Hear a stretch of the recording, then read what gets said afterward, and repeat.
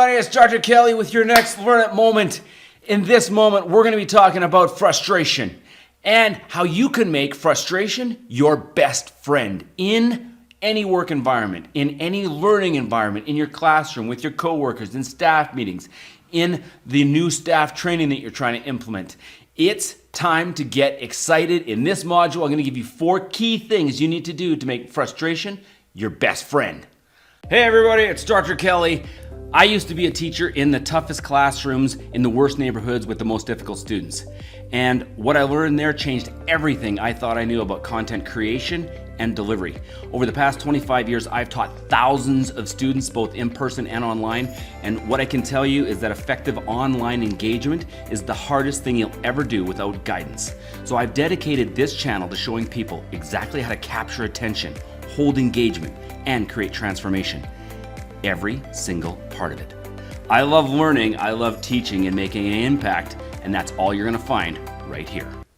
All right, let's get right into the heart of this issue, because let me tell you, I have experienced frustration. I had so much frustration I pulled my hair out. This used to be a locks. Now it's not. I deal with it differently now, and I'm gonna pass that along to you. 4 main things that we need to do. First thing, in that culture that you're creating, frustration, you may have coworkers right now, staff, you may have people you're teaching, students, whatever, that experience higher levels of frustration with the material, with the environment, the environment that's going on out there. And that's where we start dealing with frustration. And what we really want to do is we want to start equating frustration to excitement. So if you've got an issue that you're not being able to solve, it's not time to get more and more resistant. It's time to embrace it, because once you've embraced frustration, you'll start getting creative about how to manage it and how to transform frustration in your office from something that's like, oh, no, we don't talk about that. We don't go there, to, hey, let's start to get a little bit excited here, because do you know what? And this is point number 1.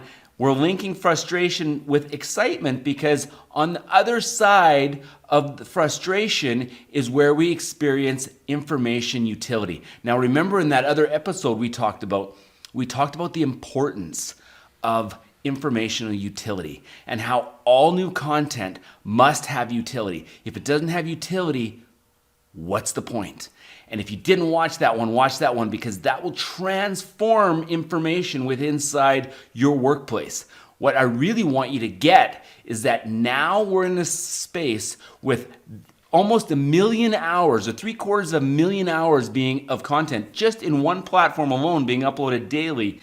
It's really important that the information that you're uploading is high impact and has utility to it, informational utility. So wherever we have frustration, know that where on the other side of frustration is utility. There's gonna be benefit to it somehow. We just have to keep working it. We have to, and this is point number 3, you have to reframe it in your office where frustration is a good thing.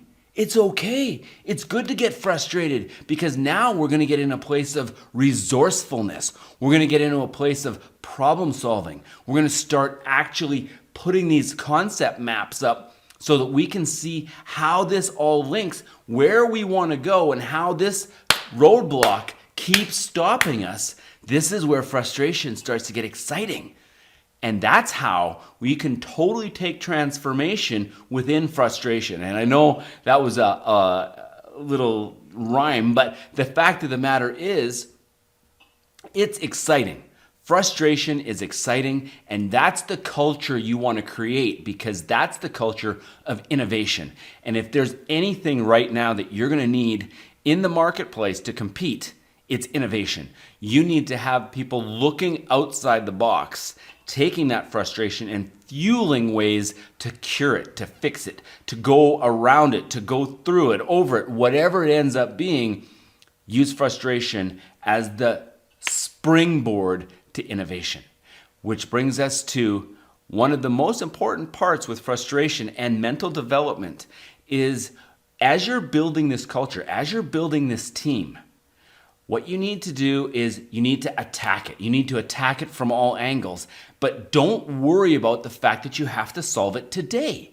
It may not be today. It may not be tomorrow. It may not be next week or next month.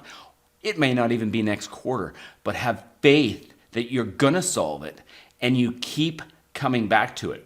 Do you remember there was a silly, amazingly awesome cartoon with John Travolta called Bolt? And it's a long story, but this guy was managing this client and he's like, hey, that's a great question. Let's put a pin in that and we'll come back to that later. Well, that's exactly what we want to do when you hit an issue that cannot be resolved. Is you start to map it out and you attack it from different angles. And when it's so big that you can't resolve it, that's okay. You put it up and you let your team, you let your mind, you let the process work its magic, and it will start to stew and you will start to get resourceful around that. And coming up with new and innovative ways to attack that problem may take time, but I'm telling you, if you have a culture where it's like, this is our area of frustration right now, this is the area of concern that we're addressing, but you know what? We don't have all the information. We don't have all the resources. We need some more information in this area and maybe some more information in this area. And next week in our staff meeting, we're going to spend 15 minutes. We're going to look at it again. Next quarter, we're going to spend a whole day and we're going to map out all the possible solutions and we're going to come at this area again. Tony Buzan did amazing work.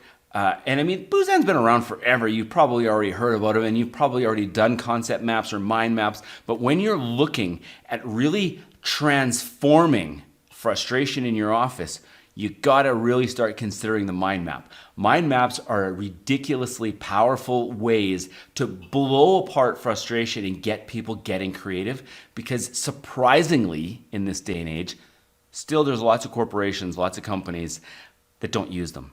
And if you've got something that's frustrating your clients, that's frustrating your staff, that's frustrating your little tiny microcosm of what you're in your office, and you're not using mind maps, you're missing out, because that's how you can actually take transformation from frustration to excitement. So that's it, guys. Transform frustration to excitement within your own office by pre-faming, by showing people this is a new tomorrow. We need to be frustrated in order to create transformation. And you're going to find, you guys handle issues globally much different within your office, but you're also going to handle momentary setbacks a lot easier too. All right, guys, that's how you start to take something struggling and make it great. Go out, do it, try it out in your office, and let me know how that works. I'm Dr. Kelly, your Learn It Moment.